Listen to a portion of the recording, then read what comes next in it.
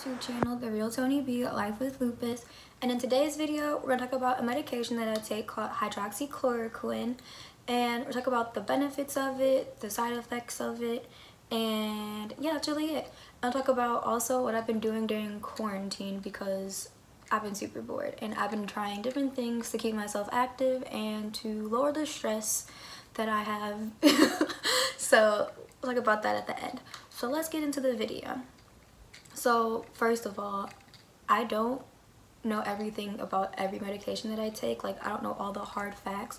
So if you have lupus, I highly recommend that you look at the website lupus.org, because the common medications that people are prescribed, they usually have a really good detailed list of like the common medications and like the side effects and benefits of it. So that's what I use for my reference. I'll attach the link below, but I find it really helpful.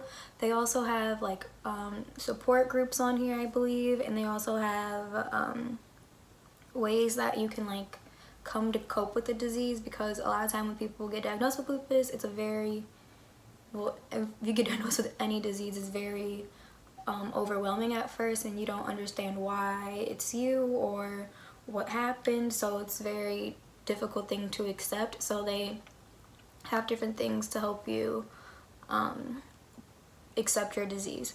So one of the benefits of hydroxychloroquine is it decreases the number of disease flares. It can decrease the damage from disease over time.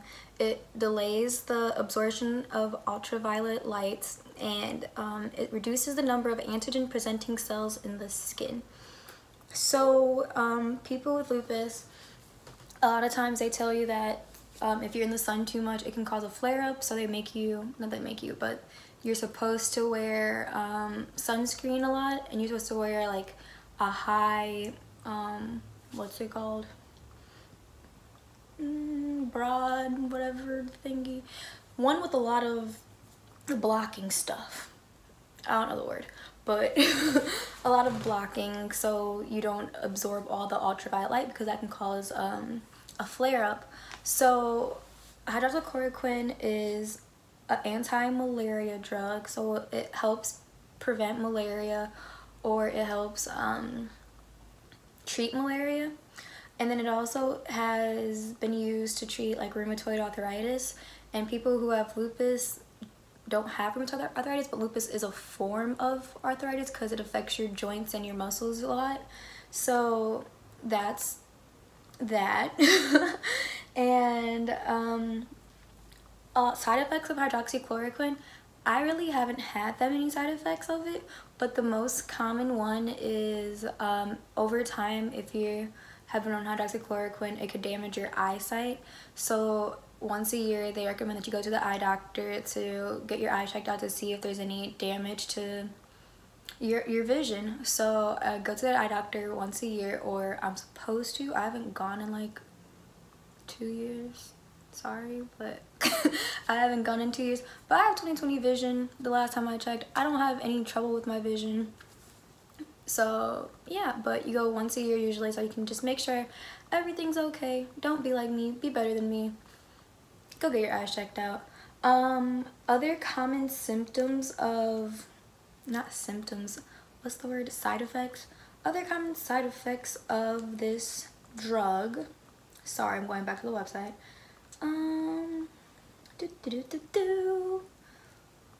Okay, so it can cause, sorry, I just kicked my leg. It can cause headaches with chest pain and severe dizziness, fainting, fast or bounding heartbeats.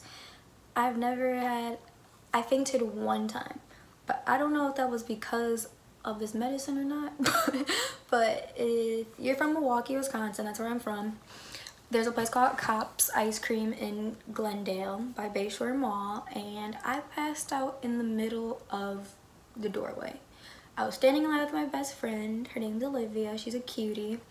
I was standing in line with her, and all of a sudden, if you've never fainted before, it's very scary. It was my first time, so so I fainted, and I literally, the first thing that was gone was like my hearing. Like, I just couldn't hear anything, and like all of a sudden like a little buzzing noise came, but I couldn't hear anything, and then all of a sudden my vision was like blurry, and I was like Olivia, I can't hear, I can't see, like I'm freaking out.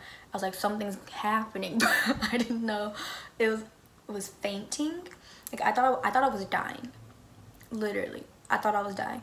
So I was like, Olivia, something's not right. And she's like, okay, well, she said something, but I couldn't hear her. But all I remember is we started walking towards the door, and I guess I fainted when I was opening the door. Like I passed out right in the middle of like the door, like the doorway. And I just remember popping up. Like I woke back up, and there was a bunch of, okay, so Glendale's a very white city. There's just a bunch of white people surrounding me, like older white people surrounding me, and they were just like staring at me, and they're like, sweetie, you know you just passed out, right? And I was like, what? Like, no, I didn't. They're like, yeah, like you just passed out. Olivia's like, dude, like you just passed out. So I just freaked out. I was like, okay, I'm fine, guys, like don't call the ambulance, I'm good. We pop up, I give her my car keys, and we drive home. And that was that. I don't know if it's because I didn't eat that day, but I remember I took this medication earlier that morning without any food or anything to drink, and I was just out in the sun. I was doing everything I wasn't supposed to be doing. It was really hot that day. I wasn't drinking any water like I was supposed to. I think I had on a sweater and it was like 80 degrees. Like I was just all over the place. But I fainted that one time, and that was like the only time I ever fainted. Very slow heart rate or weak pulse, muscle weakness, numbness or tingling, low blood sugar, low blood cell count. You can get headache, dizziness, ringing in your ears, nausea, vomiting, stomach pain, loss of appetite, weight loss, mood changes, feeling nervous or irritable. Nausea and vomiting first occurred when I first got put on the medication, and I got put on it when I first got sick, so 7 years ago. And like your body's adjusting the medication, so of course it's gonna reject them at first. Now I don't have any problems with my hydroxychloroquine. I'm gonna shorten it to Plaquenil because that's the brand name of it, so I'll call it Plaquenil from now on, because hydroxychloroquine is just like blah, blah, it's a long word. So Plaquenil, what was I saying? Oh, mood changes. That's like the biggest thing that affected me. Before, I wasn't very emotional. Like I really didn't get sad, or I wasn't really like angry. If you ask my parents, I've always had an attitude problem, but that's just because they say every teenage girl has an attitude problem. I feel like that's just all parents say. But my mood would like drastically change. So I would be fine one second, and then the next second I would literally bust out in tears, and then I would be laughing. Like all in the span of like 2 minutes. Like my emotions would just go from like night and day. And then I also got really depressed my like senior year in high school. I never had depression before, but I went through like a really, I don't even know what caused my depression, but I just went through like a really rough patch, and I was depressed, and I would just cry all day, and I just felt like hopeless, like nothing was ever gonna get better. I felt like a failure. Like I couldn't run. I ran track, like I said, and my anxiety, like that's another side effect, like mood changes, feeling nervous or irritable. Those are those are the side effects I had the most. My anxiety got so bad I was unable to run track meets. Like I would literally freak out before I would even run.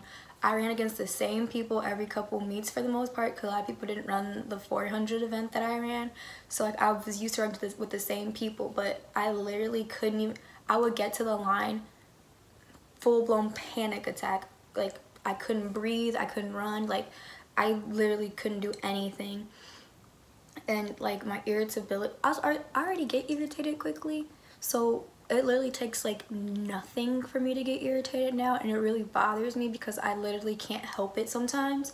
And I'm like, why did I just like freak out? Why did I just flip out like that? Why am I so irritated by that? Like it's not even that deep. Like dude, calm down. But I can't help it. It's a side effect of the medication. So those are really the only two things that really bothered me. Like my anxiety. Even now I have problems with my anxiety, but I've been getting better and I've been working on it. But even last year when I tried to run track, I couldn't. I would have a full blown a full-blown panic attack before I even ran the event. I knew I was capable of running it. I knew I would get good times, but I would just feel like a failure.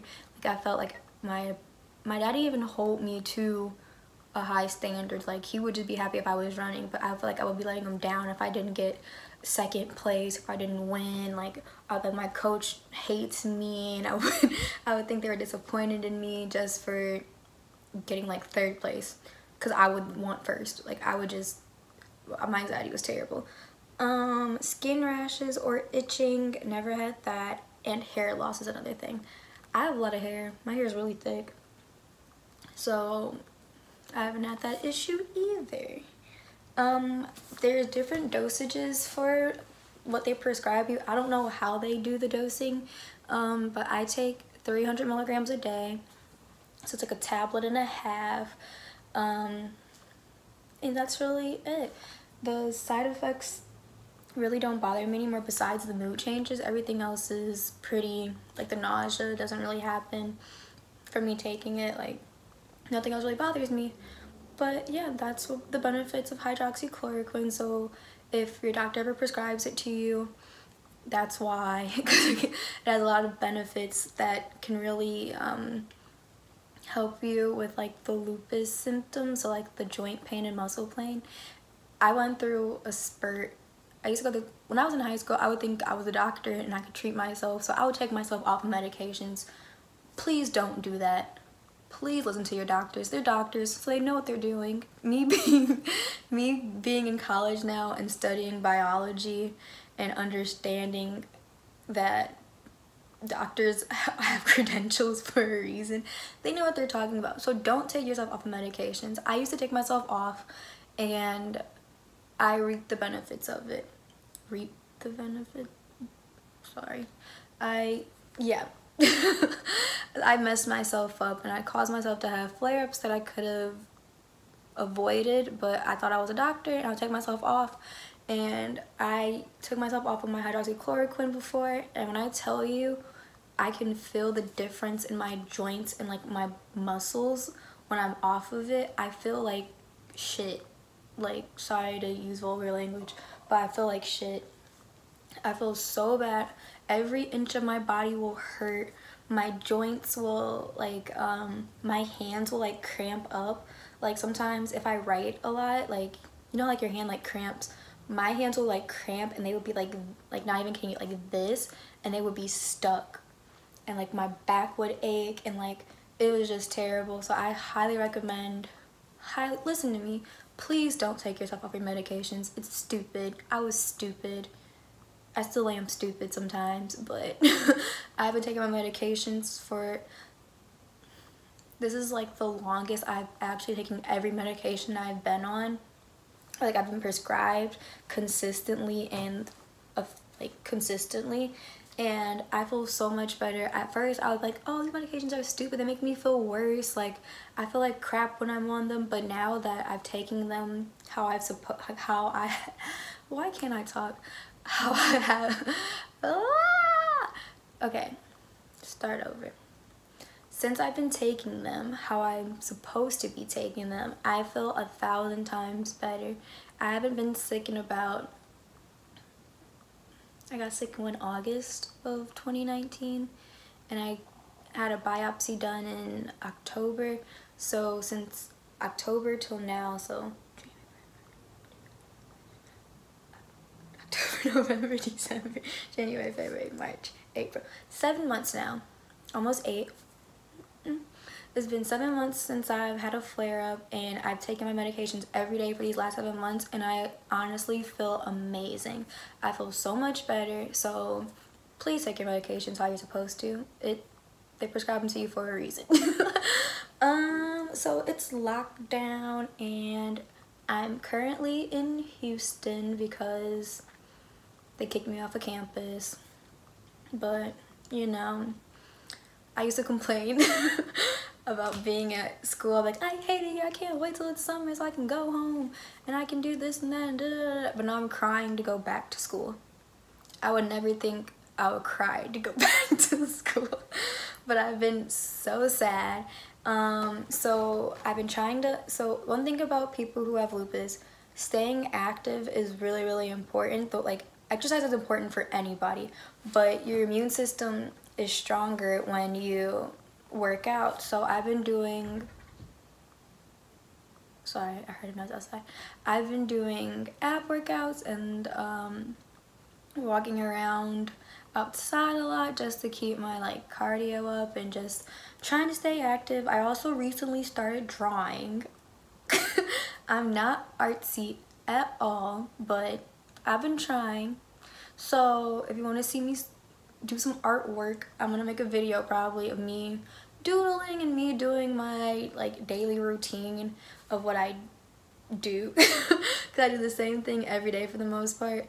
I spend probably 3-4 hours a day doing homework because let's talk about that. I feel like schools should just give us a pass.